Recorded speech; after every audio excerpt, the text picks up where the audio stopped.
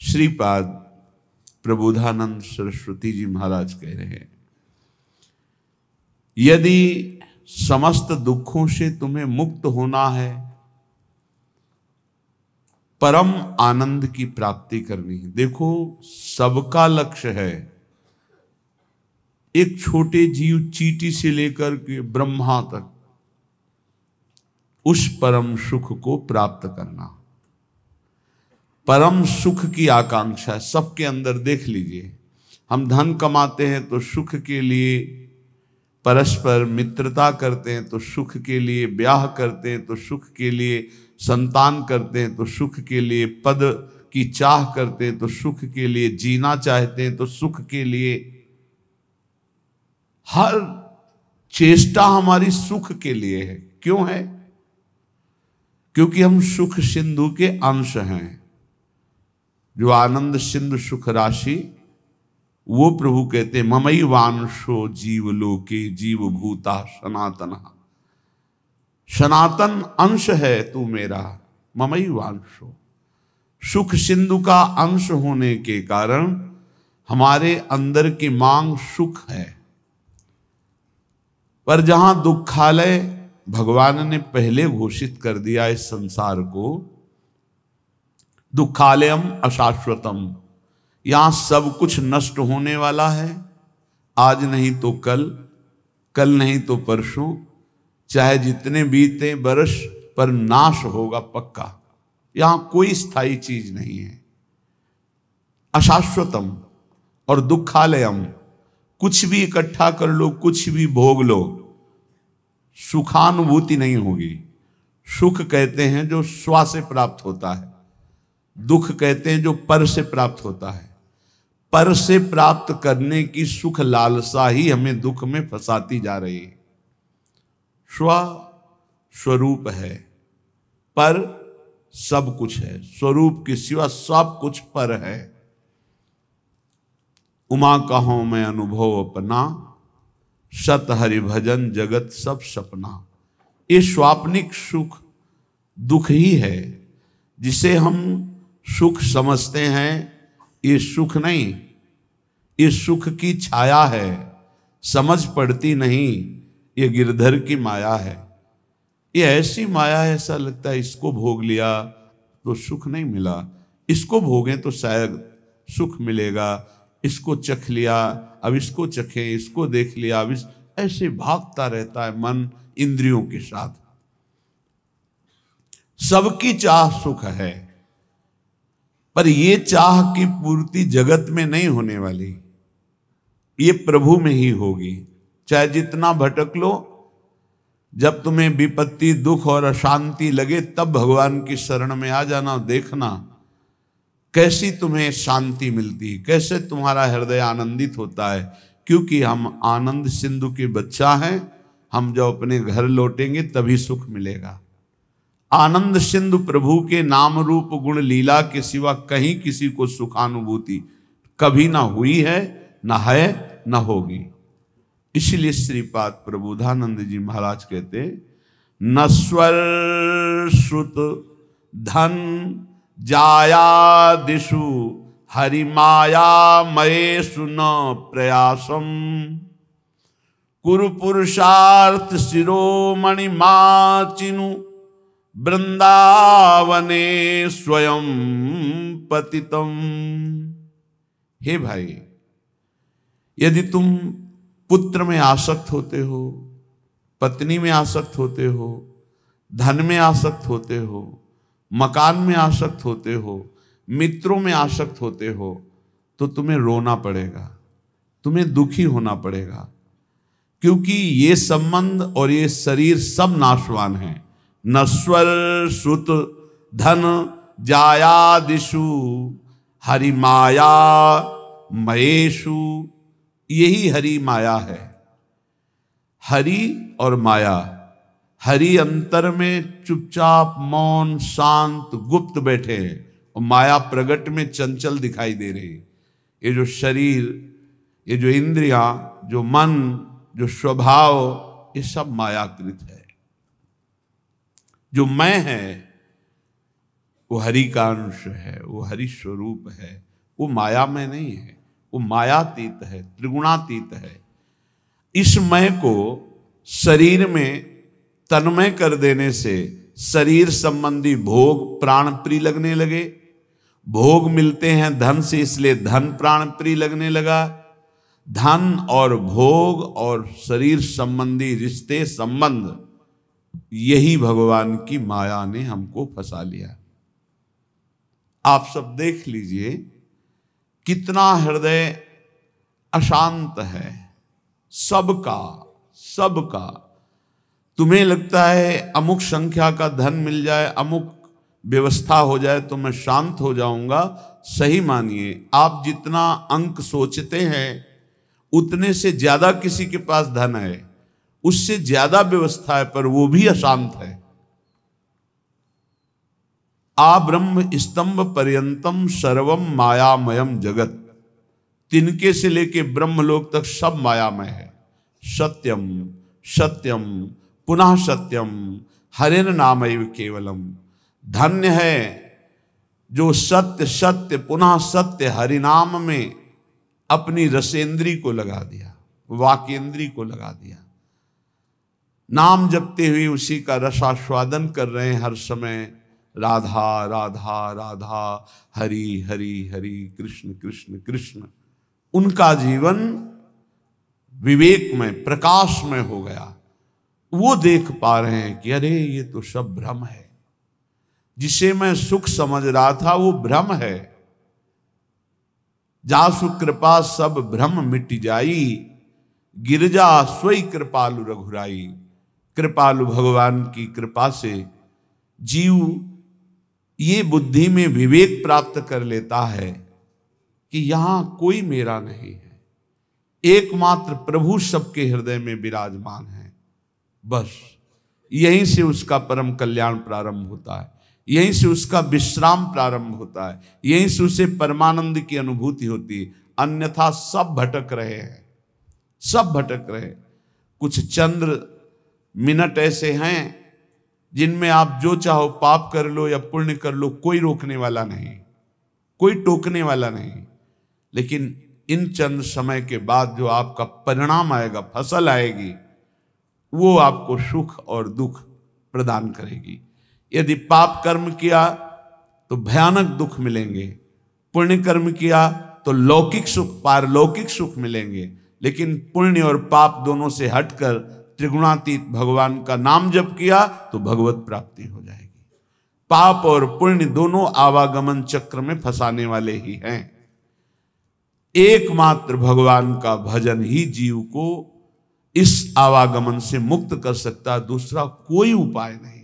हरि भजन्ति नरा, जो हरि भजते हैं भवसागर तरंति, वही संसार समुद्र से पार होते हैं। इसलिए श्रीपाद कह रहे हैं नश्वर ये पुत्र पत्नी मकान धन नाना प्रकार के व्यवहार संबंध, ये नहीं कह रहे कि इनको छोड़ करके भागो, नहीं, इसमें शाश्वत प्रभु विराजमान, उनको देखो, सब में भगवत भावना करो, इनसे राग मत करो, इनसे अनुराग करो। राग होता है देह से, अनुराग होता है भगवान से। सब में प्रभु बैठे, ऐसी भावना से व्यवहार करो, खूब नाम जप करो। और ये भाव कहां से आएंगे? बोले आ जाओ श्रीधाम वृंदावन। वृंदावन की भूमि में आप जब सत्संग सुनेंगे, रसिकों का संग करेंगे, तो आपकी बुद्धि का परिवर्तन हो जाएगा। जो बुद्धि सांसारिक भोगों में सुख है ऐसा निश्चय करती है, वो विवेकवती बुद्धि होकर प्रभु में सुख है, स्वरूप में सुख है, ऐसा निश्चय करने लगेगी। बुद्धि का परिवर्तन हो जाना ही उन्नति है, बुद्धि का पतन हो जाना ही नाश है। बुद्धिनाशो प्रणश्यति। शास्त्र कहता है जिसकी बुद्धि भ्रष्ट हो गई उसका सर्वनाश हो गया। जिसकी बुद्धि शुद्ध है भले कुछ ना हो, लेकिन वो परम धनी, क्योंकि उसका सही निर्णय होगा। सही निर्णय करने वाला परम आनंद को प्राप्त होता है। इसलिए श्रीपाद की बड़ी जोर की निष्ठा से धाम वृंदावन की है। कहे वरमिहि वृंदारण्ये सुवराकी मदन मोहन द्वारी। वराकी, मुझे कुत्ता कुतिया बना दिया जाए वृंदावन का। ठाकुर मदन मोहन के द्वार पर, बांके बिहारी के दरवाजे पर, राधा वल्लभ जी की सीढ़ियों पर गिरा हुआ प्रसाद चाटेंगे और यहां ब्रजवासियों की फेंकी हुई जूठन खाकर हर समय प्रिया प्रीतम की चरणारविंद की रज में पड़े हुए उनकी कृपा मनाते रहेंगे। श्रीपाद प्रबोधानंद जी के पीछे कहा था, मुझे नाली का कीड़ा बना दीजिए। ये धाम है, धाम। हरिराम व्यास जी कह रहे, हो मन वृंदावन को श्वान। हे हरि, कृपा करो मेरे मन को, यही अच्छा लगता है कि अगर मुझे अगला जन्म मिले तो वृंदावन में ही मिले, भले मुझे कुत्ता बना दिया जाए। वृंदावन का बड़ा लाभ है, यहां हर योनि भगवत प्राप्ति कर लेती है। जैसे यहां आप देख रहे हो, कुत्ता है या शूकर है या अन्य जीव हैं, देखो ये रज में लौटते हैं। जिस रज को ब्रह्मेश्वरादि सुदरूह पदारविंदो श्रीमत् पराग परमाद्भुत वैभवाया, परम अद्भुत वैभव जिस रज में छुपा हुआ है, जो भगवान ब्रह्मा जी सनकादि शिवादि याचना करते हैं इस रज में निरंतर वास करने के लिए। जो रज शिव सनकादि के याचत सो रज शीस चढ़ाऊं, उस रज में वो श्वान रात दिन सोता है, रात दिन उसी में शयन करता है। भोजन मिलता है तो उसी रज में मिलता है, और प्राण निकलते हैं तो इसी रज में निकलते हैं। और वृंदावन प्रभाव सुन अपनो ही गुण देत, जैसे बालक मलिन को मातु गोद भर लेत। यहां जिसका भी शरीर छूटता है, ये धाम है, वो भगवत प्राप्त हो जाता है, वो प्रियाजू को प्राप्त हो जाता है। भगवान शंकर जिनके नाम की महिमा से काशी में मोक्ष प्रदान करते हैं, वो हरि जिनका नाम जप करते हैं, ये उनका धाम है प्रियाजू का, वृंदावनेश्वरी का धाम है। ये राधा निकुंज वाटी वृंदावन है। इस रज में जो प्राण त्यागता है वो सीधे प्रियालाल के निज धाम दिव्य वृंदावन को प्राप्त होता है, चाहे पशु हो, पक्षी हो, मनुष्य हो, कोई हो। यहां साधन प्रभाव नहीं है, यहां धाम प्रभाव है। वृंदावन प्रभाव सुनो अपनो ही गुण देत, अपना गुण देता है वृंदावन। क्या? परम पद प्रदान कर देता है। इसलिए कह रहे वरमि वृंदारण्य, इस वृंदावन में जो सब धामों का मूल है, सुवराकी मदन मोहन द्वारी, प्रिया प्रीतम के यहाँ दिव्य रूप विराजमान हैं। आज आप जब विट्ठल विपुल देव जी का पूजन होगा तो आप सुनेंगे बिहारी जो महाराज कौन है, साक्षात प्रिया प्रीतम। राधा वल्लभ लाल जी कौन? साक्षात प्रिया प्रीतम। राधा रमण जी साक्षात प्रिया प्रीतम। ये किसी मूर्तिकार की रचना नहीं है, ये स्वयं भू स्वयं प्रिया प्रीतम मिलित रूप, ये वृंदावन धाम है, धाम है। नेत्र पावन नहीं इसलिए तुम्हें मूर्ति नजर आ रही नहीं, तो राधा रमण जी, राधा वल्लभ जी, राधा बांके बिहारी जी साक्षात प्रिया प्रीतम विराजमान है। इनके दरवाजे में इनकी जूठन मिलती रहती है। हम तो धन्य मानते। एक बार किसी भक्त ने प्रश्न किया था, आप राधा नाम की इतनी महिमा करते हैं, ये वृंदावन के भिखारी लोग राधे राधे बोलते हैं, एक एक 10-10 रुपया मांगते हैं, तो क्या इस विषय में आपका क्या विचार है? क्या इनका सही चरित्र है? राधा राधा कह के, राधे राधे कह के रुपया मांगते हैं। हमें अपने भाव से देखना है। जिसका चश्मा हरा होता है उसे हरा दिखाई देता है, जिसका लाल होता है उसे लाल दिखाई देता है। हमारा चश्मा भाव का है। भावोत्सवेन भजताम रस काम धेनु। अखिल कोटि ब्रह्मांड नायक प्रभु श्री कृष्ण चंद्र जो कह रहे हैं, पूज्य भाई जी महाराज उस पद में लिखते हैं कि अगर मुझे कोई खरीदना चाहे तो निश्चित किया हुआ मूल्य है राधा नाम। राधा मुझे खरीद सकता है, ठीक है। उनके चरणों में लक्ष्मी जी सदैव चापती रहती है, हरि के चरणों को, और वो राधा कहकर 100 रुपया पूरे दिन में या 200 रुपया इकट्ठा किया और कहीं खोली लिए हुए, वृंदावन में छोटी कुटिया लिए हुए आटा दाल ला के खाता है, वृंदावन वास करता है, आप उसे भिखारी समझते हो? आप उसे नीच समझते हो? आप उसको, इस वृत्ति को नीच समझते हो? और जो करोड़ों का गफला करके एसी में सोते हैं और व्यभिचार करते हैं, मांस मदिरा पाते हैं, उनको बड़े आदमी समझते हो? अरे इनके चरणों की रज के समान कोई बड़ा आदमी नहीं है।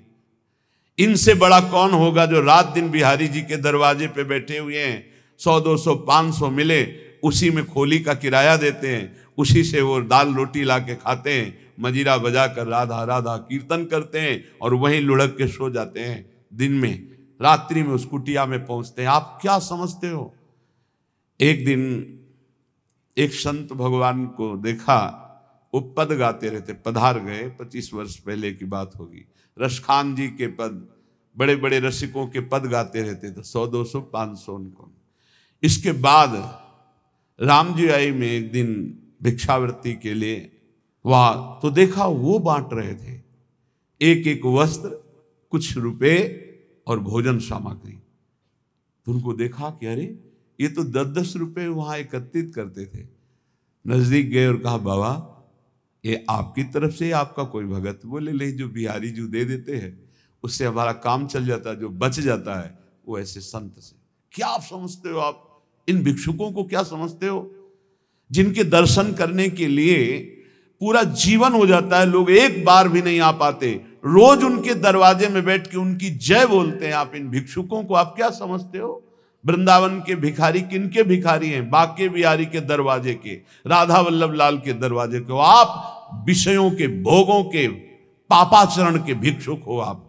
आप देख लो, हमारी बात कड़वी लगेगी, आप उनको भिखारी समझ रहे हो जो 100 रुपए में संतोष करके धाम वास कर रहे हैं। तुम अपने को देखो, करोड़ों ने भगवान ने दिया, फिर भी तेरे अंदर संतोष नहीं, फिर भी तू भगवान की दिन भर जय नहीं बोलता, फिर भी दिन भर भगवान का नाम कीर्तन नहीं करता। वो उनके धाम में रहते, उनके नाम में रहते। बाहरी दोष दर्शन करके अपने हृदय को मलिन करके धाम से चले जाते हैं बहिर्मुख लोग, यहाँ कुछ ले नहीं पाते। इसलिए यहाँ के भिक्षुकों की शरण हो जाओ तो बिहारी जो प्रसन्न हो जाएंगे। आप क्या समझते हो? ये जो बिहारी, जो राधा वल्लभ जी, इनके दरवाजों में, जो गलियों में यहाँ बैठे हैं, तुम साधारण नहीं समझना, साधारण मत समझ लेना। ये धामवासी हैं, महान योगियों को भी पवित्र करने की सामर्थ्य रखने वाले ये हैं। बाहरी तुम्हारे नेत्र हैं इसलिए तुम्हें दिखाई नहीं देता। श्रीपाद जैसे महापुरुष कह रहे, वर्मी वृंदारण्य सुवरा की मदन मोहन द्वारी। एक माई को देखते हैं, विदेशी माई है, 2500 कुत्तों को यहाँ के दूध, डबल रोटी, बिस्कुट, रोज उसके चरणों में प्रणाम करते हैं। जब दृष्टि पड़ती है, धन्य है माई, तेरा जन्म तो कहीं विदेश में हुआ, पर बिहारी जी की असीम कृपा है कि इन परमहंसों का तो सेवन कर रही। ये कौन है जानते हो? श्रीपाद जैसे महापुरुष कह रहे हैं, मुझे कुतिया कुत्ता बना दिया जाए, मदन मोहन के द्वारे पे पड़ा रहूंगा। उद्धव जैसे महापुरुष कह रहे हैं, यहाँ की गुलमलता औषधि बना दी जाए। हरिराम व्यास जी जैसे महापुरुष कहते हैं, यहाँ का स्वान बना दिया जाए। ये धाम है, यहाँ दोष दृष्टि मत करना किसी पर। अरे ये तो है, बिल्कुल मत करना। ये लाडली लाल के लाडले हैं, इनकी बाहरी बात अलग है, आंतरिक बात को आप नहीं जानते। बिहारी जी में पौशाले में एक माई पानी पिलाती है। ये पहले की, अब तो ऐसी दिनचर्या श्री जी ने दे दी है कि कहीं भी नहीं जाना हो पाता। एक दिन फूल बंगला बना, वो 22 संतों को 1-1 2-2 रुपया और 1-1 सेव ऐसे बांट रही थी। बहुत ही उत्साह में भरी थी, जैसे उसके बेटे का ब्याह हो रहा हो। पूछा, माई ये आज तू पौशाला से हटकर, पानी पिलाने से हटकर ये क्यों बांट रही है? क्या कोई उत्सव है? हाँ, आज हमारे बिहारी जी को फूल बंगला बना है। जो पानी बेचने से पैसे मिलते थे पिलाने से, उनमें से आज फूल बंगला। ओ फूली घूम, आप क्या समझते हो? पानी पिला रही, 1-1 रुपया एकत्रित कर रही, बाद में फूल बंगला बना रही। आप इनको ऐसे मत देखिए कि भिक्षुक हैं, अरे ये तो मांगने वाले हैं। नहीं नहीं नहीं, ये बिहारी जी के कृपा पात्र हैं। जहाँ बड़े बड़े आचार्य कोटि के महापुरुष मांग कर रहे, हे हरि हम कब हुई हैं ब्रजवासी, वो उनके दरवाजे पर पड़े रहते हैं। अहो भाग्य, अहो भाग्य जिनको ऐसा सौभाग्य मिला कि गलियों में बैठकर राधा राधा करके पूरा दिन व्यतीत करते, जो मिला उससे उदर पोषण और भरोसा केवल बिहारी बिहारिंजू का, और धाम वास कर रहे हैं। यहाँ के पशु पक्षी सब महामंगल मोद में, ये सब भगवत प्राप्त होंगे, ये सब भगवत प्राप्त। आप नहीं समझते धाम की महिमा को। जब महापुरुषों की कृपा से, चरण रज के प्रताप से महिमा प्रकाशित होती, तब ये लगता है अहो भाग्य इनके। उसी ठसक में आपको कहते हैं पास बन चुका है, सबको श्री जी के पास जाना है, उसी ठसक में बोलते हैं। हम कोई तुम्हें विनोद में या मजाक में ढांढस नहीं बंधवा रहे, हम सत्य वस्तु का वर्णन कर रहे हैं। श्रीपाद कह रहे अपिशरमापि रमा प्रिय सख्यपि नान्यत्र नो रमापि श्यामो। वृंदावन की कुतिया कुत्ता बना दो प्रियाजू, पर बाहर लक्ष्मी की प्रिय सखी बनाकर मुझे मत भेजना। अर्थात महावैभव संपन्न कोई रानी महारानी ऐसे मुझे वृंदावन की कुतिया बना दो, वृंदावन का कुत्ता स्वान बना दो। क्यों? क्योंकि कभी गलबहियां दिए हुए प्रिया प्रीतम निकलेंगे, हम पर दृष्टि पड़ जाएगी। ये हमारे दरवाजे का है, बस ये बात देख लेंगे तो हमें वो वस्तु मिलेगी जो बड़ी बड़ी साधना से नहीं मिलती। और देख लिया है, अगर देखा ना होता तो यहां रह नहीं पाते, यहां आ ही नहीं पाते, यहां जन्म ही नहीं हो पाता। उत्तीर्य विष्णु मायामपि, अरे वृंदावन में बैठे हो आप, ओहो। कभी कभी एकांत में जैसे से चिंतन, वृंदावन धाम में आह्लाद ही आह्लाद से हृदय भर जाता। कितनी अपार कृपा। कहां नारकी क्षेत्रों में प्रकट होने वाले जीव, और कहां परम धाम वृंदावन में जीवन व्यतीत हो रहा है। ओहो कैसी अपार कृपा। नारकी इसलिए बोला जहां ना राम कृष्ण हरि की कोई शुद्ध ही नहीं, केवल रुपया, केवल भोग सामग्री, केवल लड़का बच्चा परिवार, हमें भगवत प्राप्ति करनी, भजन करना है, मानव जीवन का क्या लक्ष्य, कोई शुद्ध ही नहीं है। तो जिन हरि भगत हृदय नहीं आनी, जीवित सब समानते, मुर्दे के समान जीवन व्यतीत हो रहा है। नारकी गतियों की प्राप्ति होती है। उत्तीर्ण विष्णु मायामपि, धाम में जो वास करते हैं विष्णु माया से उत्तीर्ण हो जाते हैं। आनी है, ये आनी है, धाम की मर्यादा है, ये महिमा है। यहां जो वास करते हैं भगवान की माया से मुक्त हो जाते हैं। धाम का प्रभाव, यहां की रज का प्रभाव। एक बार सत्संग में सुनाया था, एक बहुत बड़े ज्योतिषाचार्य अपने मित्र के साथ श्रीधाम वृंदावन की भूमि में प्रवेश किए। उनके मित्र कहते थे कोई चमत्कार दिखाओ अपनी ज्योतिष का, आप तो बड़े भारी ज्योतिषाचार्य हैं।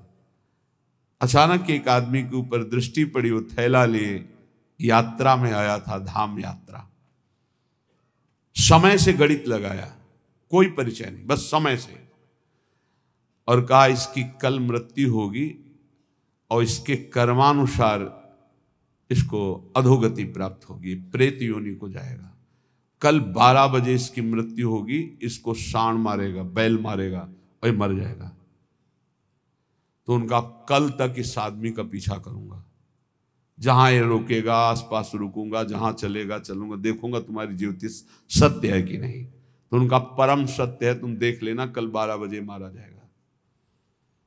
ठीक उनका अनुसरण किया। वो बाहर से आए हुए यात्री थे। ठीक 12 बजे एक सांड जिसके बगल से वो निकले, वो एक मिट्टी के पिंड में वो खूब ऐसे खेल करके आया था, तो सींगों पे उसके रज लगी थी। काल स्वरूप एकदम हुआ, दौड़ा, ऐसे मारा, पूरा पेट में ऐसे सींग घुस गई, उठा लिया, पटक दिया, चल दिया। अब वो आश्चर्यचकित ज्योतिषाचार्य, भजनानंदी, गायत्री अनुष्ठान करने वाला, पवित्र दृष्टि वाला, धाम की कृपा से उसने देखा कि वो दिव्य तेजोमय होकर के वो भगवत स्वरूप में विलीन हुआ। वो बड़ा आश्चर्यचकित, दोनों जो उनका मित्र था उसने कहा तो बड़ी खुशी की बात, आपने जो जो बात कही वो बात हो गई। बोले तुम प्रकट बात देख रहे हो, मैं उसे नहीं देख रहा, मैं ये देख रहा हूं कि इसकी दुर्गति होनी थी और ये तेजोमय होकर के कैसे विलीन हुआ।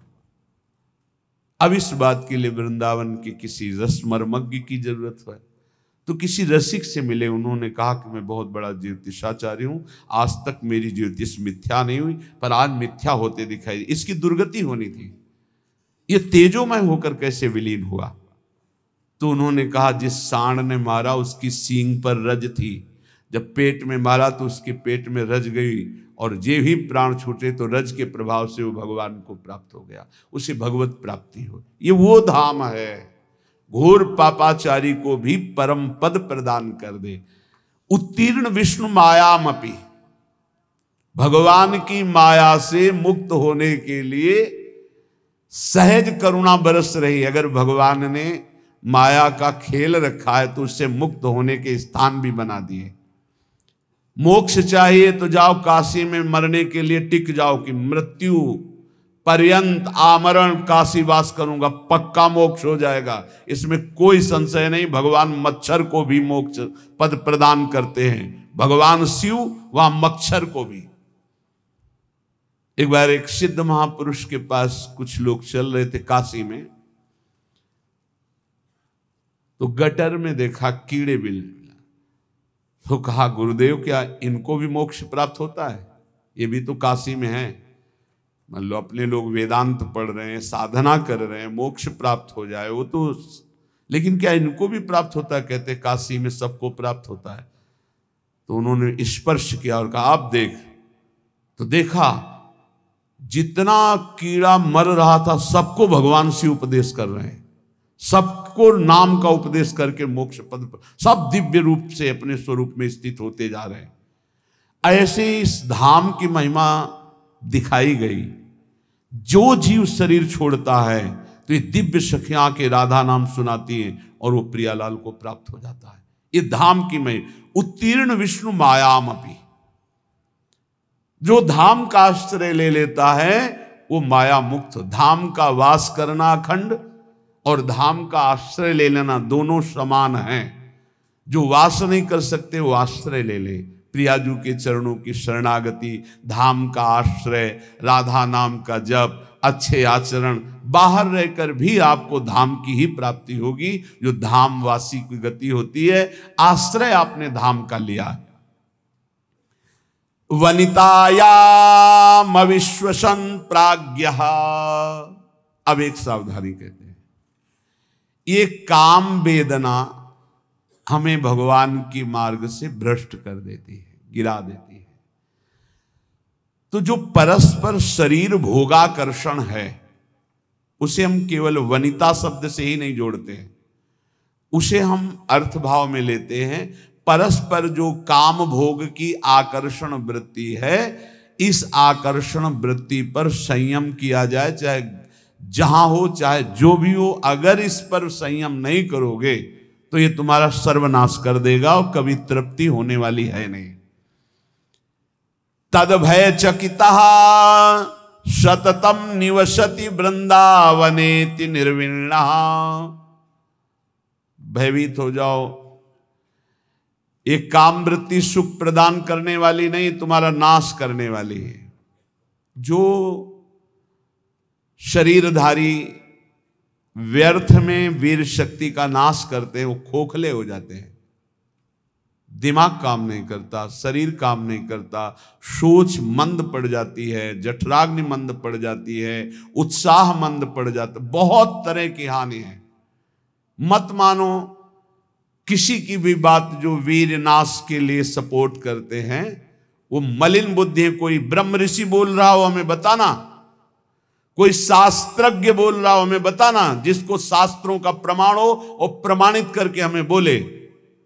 डॉक्टर पार्थिव शरीर के केवल ज्ञाता हैं, तो चीर फाड़ करना, रोगों की निवृत्ति करना, इस बात पे बोलो, हम आपको भगवान की तरह प्रणाम करके मानते हैं। लेकिन आप शास्त्र आज्ञा का उल्लंघन करके मनमानी बोलोगे तो तुम्हारी बात मानने वाली नहीं। शरीर संबंधी रोग निवृत्ति के लिए ऑपरेशन करना, हड्डियों को जोड़ना, रोगों की जानकारी करके उसे निरोग करना। हम प्रणाम करते हैं आपको, आप भगवान के स्वरूप हो, आप भगवान के अंश हो, आप जीवों की दुख निवृत्ति के उपाय बताते हो, धन्यवाद। लेकिन आप गर्भपात के लिए सपोर्ट करते हैं, आप भ्रूण हत्या, गर्भ हत्या कराते हैं कि ये बच्चा ठीक नहीं है, आप ब्रह्मचर्य नाश का सपोर्ट करते हैं। ये आपके लिए बहुत गलत है, क्योंकि आप जगत मंगल के लिए डॉक्टरी सीखे हैं, जगत अमंगल के लिए नहीं। ये अमंगल करने वाली चेष्टाओं को आप थोड़ा संयम में रखें अपनी बुद्धि को। आप तस्मात् शास्त्रम, शास्त्रों का स्वाध्याय कीजिए। वेदो नित्य मधीयताम संगा सत्सु विधीयताम, वेदों का नित्य स्वाध्याय करो, महापुरुषों का संग करो, फिर देखो तुम्हारी वाणी पवित्र हो जाएगी, फिर तुम वही बोलोगे जिससे जगत मंगल होगा। ये जो ब्रह्मचर्य नाश करते हैं व्यर्थ में, बहुत पछताना पड़ेगा, जीवन मृत्यु तुल्य हो जाता है। इतनी आसक्ति प्रबल हो जाती है कि बड़े बड़े ज्ञानियों को भी माथे पे हाथ रख के सोचना पड़ता है, मैंने आसक्ति क्यों की। ये माया का ऐसा प्रचंड स्वरूप है। ज्ञानी नाम अपि चेतांसी देवी भगवती ही सा बलादा कृष्ण मोहाय महामाया प्रचति। हंसते हंसते खेल खेल में ऐसी आसक्ति हो जाती है कि प्राण त्यागना सहज लगता है, लेकिन काम भोग का त्यागना कठिन हो जाता है। आप विचार करके देख लीजिएगा, आज उसी आसक्ति ने आपको भगवान से विमुख करके बहुत दूर रखा है, और ऐसा लग रहा है कि भजन, ये अध्यात्म मेरे से नहीं होने वाला। आप भगवान के अंश होकर भी भगवान की प्राप्ति के लिए उत्साह खो दिए, नहीं हो पाएगा मेरे से। तद भय चकिता सततम, भयभीत हो जाओ इस काम भाव से, आश्चर्यचकित हो जाओ कि तुझ ज्ञान स्वरूप को कैसे फंसा लिया इस भगवान की काम भोग जनित मायावृत्ति ने। तो तू निरंतर राधा नाम जप कर और सत्संग सुन। मन तो चंचल सवन को सबका मन सबसे अधिक चंचल है। ताको कौन उपाय, उसको वश में करने का उपाय क्या है? बोले साधन को हरि भजन है, कै सत्संग सहाय। साधना तो है नाम जप, और सहायता होगी सत्संग से। खूब सत्संग सुनो, नाम जप करो, देखो आप ठीक कर लोगे। ये परस्पर शरीराकर्षण, शरीर भोग की वृत्ति, यही हमें सच्चिदानंद सुख से वंचित किए है। इसी से उत्तीर्ण होने के लिए हमें भगवान ने सत्संग दिया है, हमें भगवान ने शास्त्र दिए हैं। इनके अनुकूल चलो, तुम्हारा परम मंगल होगा।